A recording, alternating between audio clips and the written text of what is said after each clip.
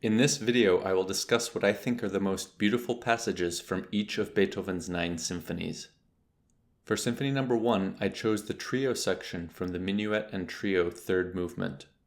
I love this symphony for many other reasons, but it doesn't really have many classically sublime passages, so if you're underwhelmed by this first example, please continue watching for the more exquisite choices that follow. The trio begins with a wind chorale with phrases that are punctuated by these nimble, decorative violin passages that I've always found to be charming. It ends with a crescendo culminating with these sforzati from the whole orchestra, recalling the similar rhythmic confusion from the minuet.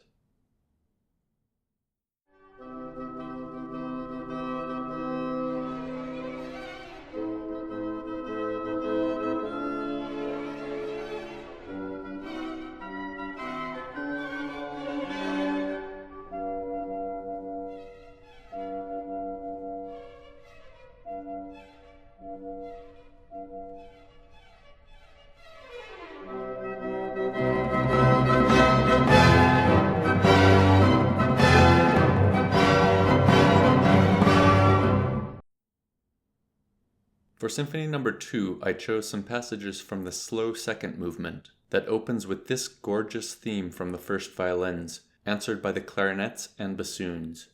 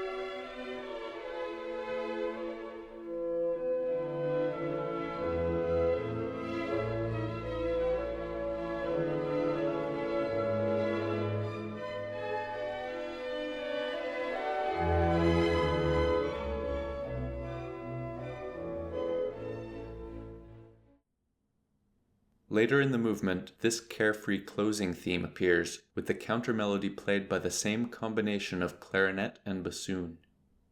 My favorite beautiful moment is this suspension that floats above the rest of the orchestra before gliding downward. I will also play this theme's return in the tonic key at the end of the movement so you can hear the subtle differences.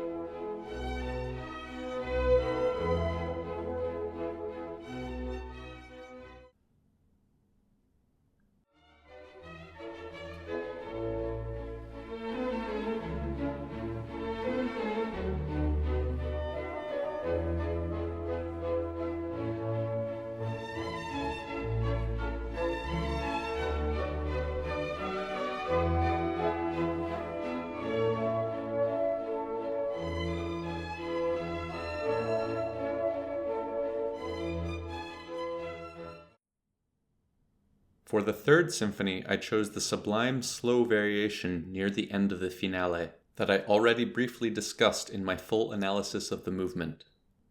The variation begins with a gorgeous wind chorale with the main contradance melody of the movement played by the solo oboe. My favorite part has always been the repeat of the theme by the strings, a masterful contrast of both instrumental timbre and register, now played an octave lower. In addition, Beethoven now varies some of the harmonies, including this stunning and unexpected diminished seventh chord, and these tender suspensions, adding to the overall lushness of the passage.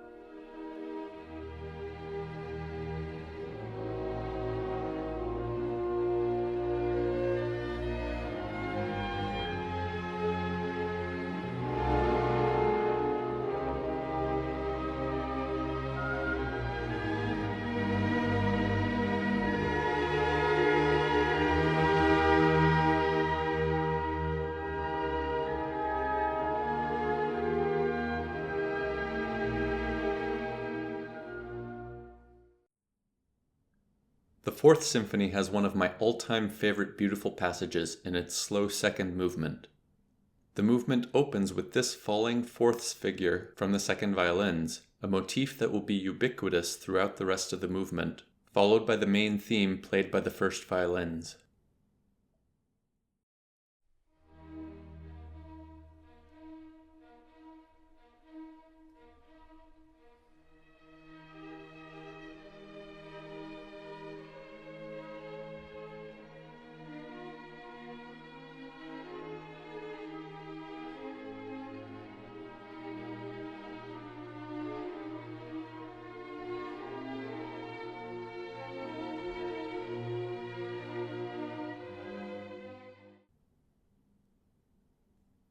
The passage I chose is preceded by an extended clarinet solo that I'm including as a runner-up to the passage it introduces. Notice these two gorgeous long-held notes during the expressive crescendos from the orchestra. The clarinet solo leads to the moment I chose, when the falling fourths motif in the bass and this undulating figure from the cellos accompany this simple chorale-like melody played by the bassoons. Part of what makes this moment so exquisite is the tonic pedal point in the continuing falling fourths motif. For a more detailed discussion of pedal point or pedal tones, watch my prior video on the topic. In this case, the harmony changes from the tonic to the dominant, but the tonic pedal point persists throughout. The bassoon melody is now repeated even more sumptuously by the rest of the winds to end the section.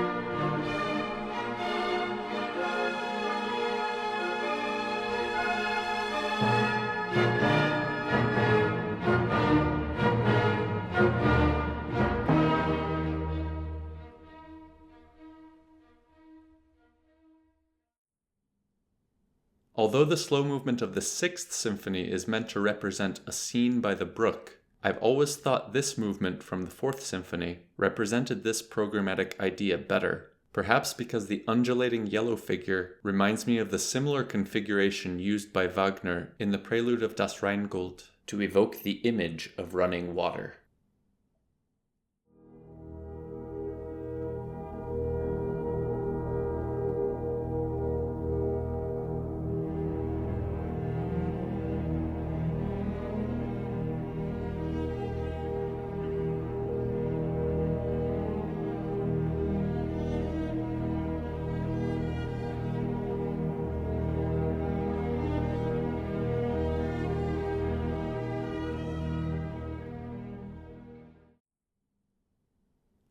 One of my favorite moments from any Beethoven symphony is when the passage we heard before returns at the end of the movement, this time with the horns playing the chorale-like melody.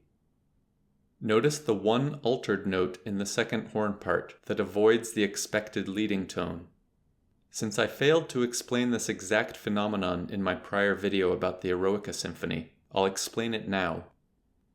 The horn players in Beethoven's era could only produce certain notes in the lower register by stopping the bell with their hand. This gives the tone a much brassier, buzzing quality. For example, if you listen to a period performance of Bach's B minor Mass, and you get to the famous horn solo of the Quoniam portion, it will usually sound something like this.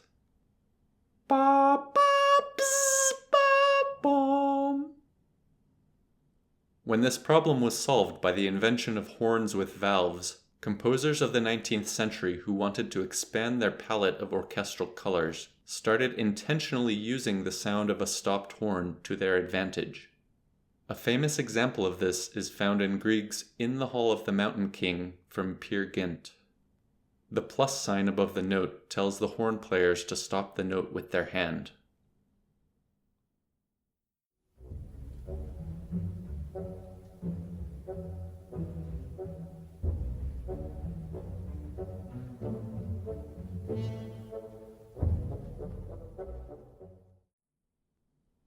Beethoven obviously wanted to avoid this distracting buzzing tone quality in such a tender moment, and I hope you enjoyed this rambling explanation of a single note.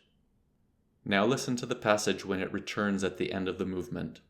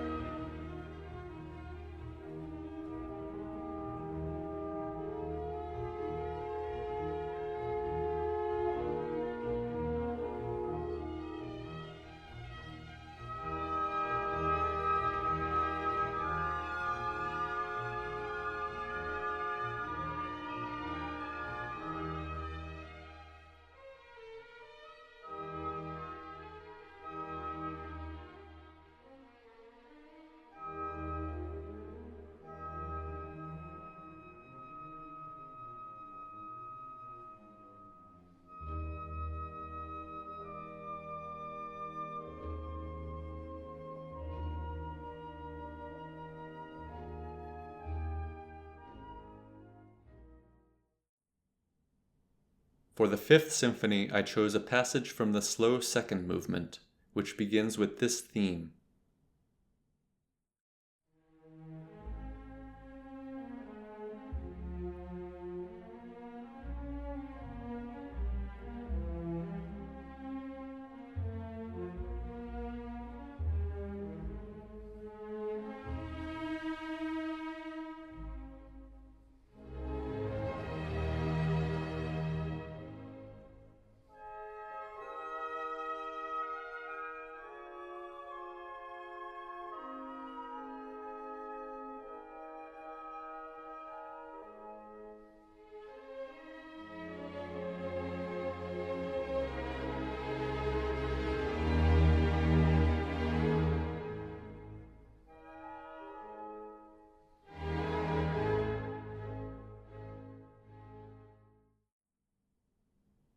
The passage I chose occurs near the end of the movement with this glorious crescendo of upward scales that blossoms into this impassioned fortissimo variation of the original theme.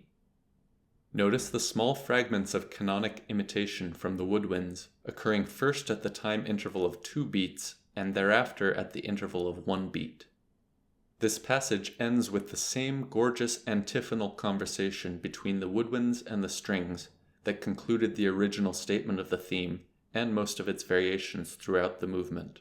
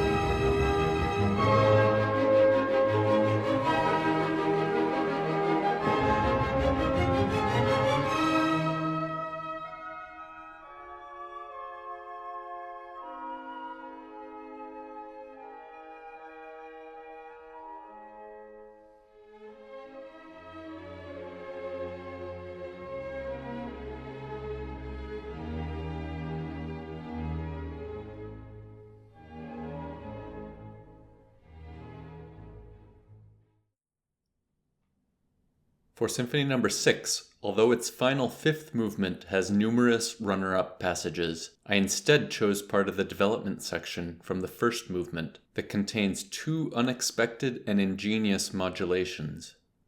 The movement begins with this well-known pastoral theme in F major that includes these two important motifs.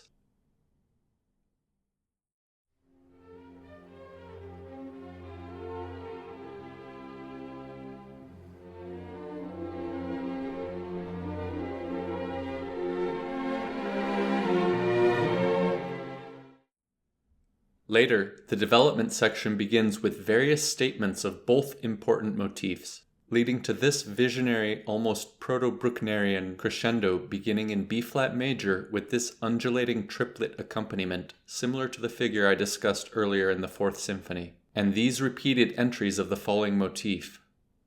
This leads to the first sudden and somewhat mind-blowing modulation to the distant key of D major.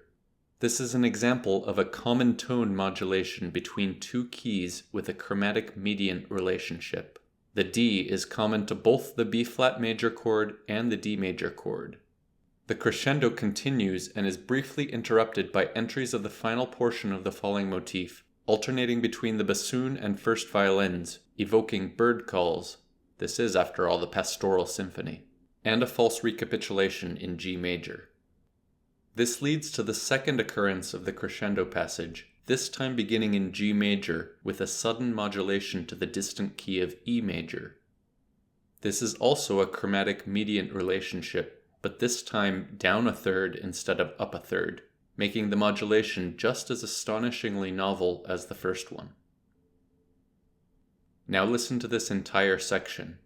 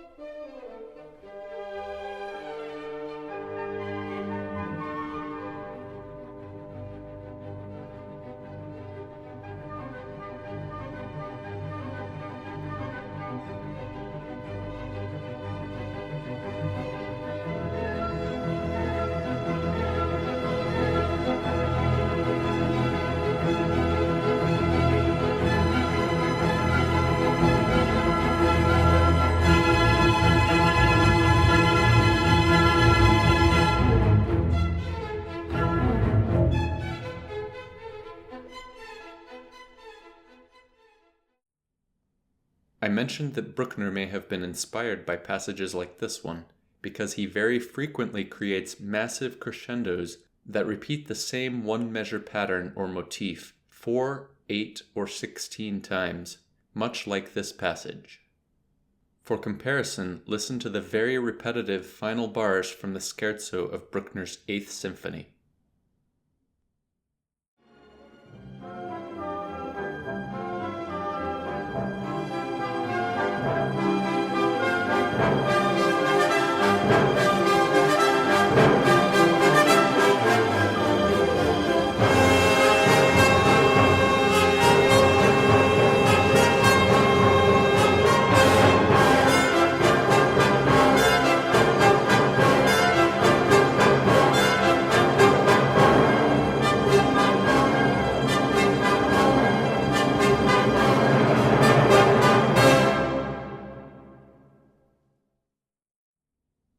My most beautiful passage from the Seventh Symphony occurs during the Allegretto second movement, that begins with this A minor chord in the winds, followed by this theme in the lower strings.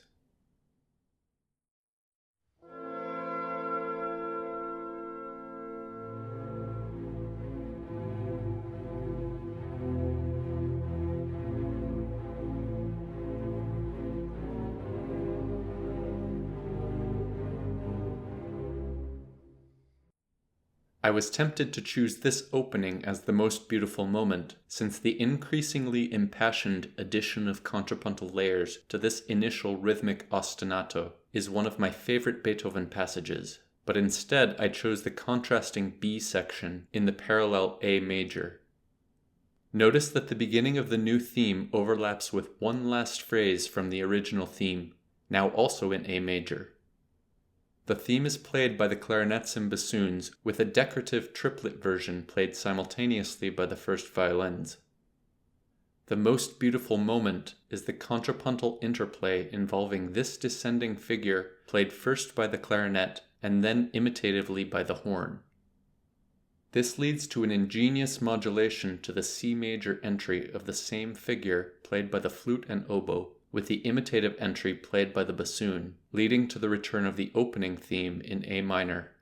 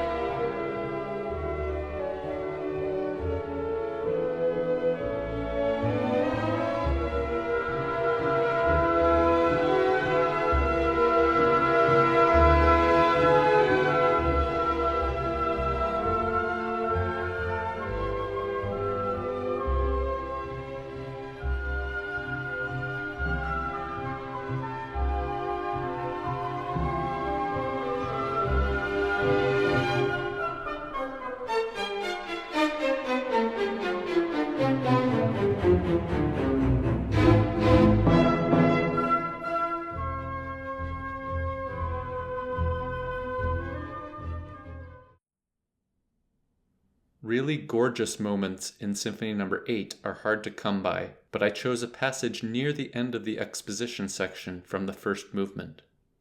The strong triple meter of the movement is briefly interrupted by this sudden, rhythmically confusing outburst with a duple pattern superimposed on the 3/4 time signature. This is answered by gorgeous contrapuntal entries of this figure marked dolce. The yellow outburst now repeats, answered again by the blue figures, this time beginning with entries in the lower register.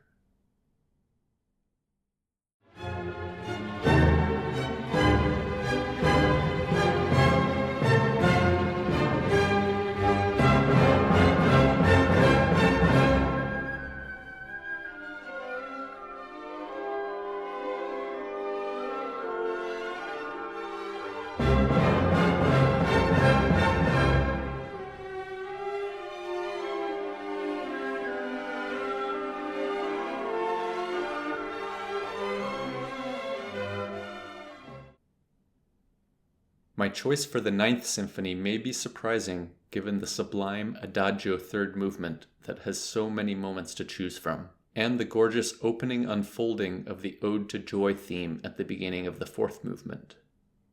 Instead, I've always thought the most beautiful passage from this symphony occurs during the trio section of the Scherzo second movement.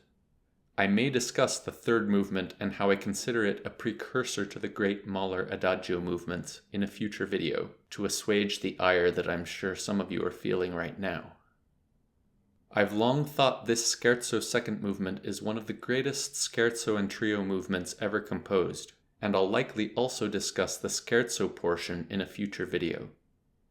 The scherzo introduces the trio section with an acceleration of the tempo, leading to this presto outburst that switches to duple meter. The trio then begins with this rustic theme played by the oboes and clarinets, accompanied by this staccato counter theme played by the bassoons. The theme repeats 3 times, and notice the confusing phrasing.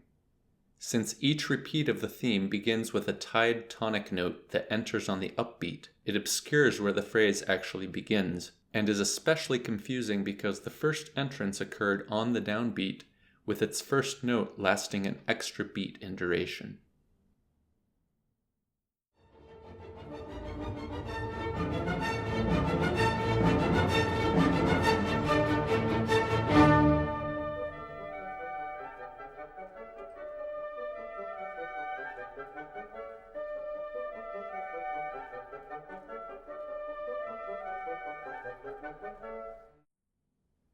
After these initial statements of the theme comes one of the passages I chose, a breathtaking interlude that I'm highlighting green. This leads to the return of the orange theme, this time played by the horns. Notice that the second horn adds to the rustic nature of this theme by acting as a drone, while the strings play the counter theme. Now the bassoons play one iteration of the orange theme with the oboe playing the counter theme, leading to another of the passages I chose, during which both themes become fragmented and the oboe begins playing the previously staccato counter theme, legato, for the first time. This passage features a spectacular and fleeting modulation from A major to C major, achieved by this bizarre and ingenious series of notes played by the second bassoon, before quickly returning to D major.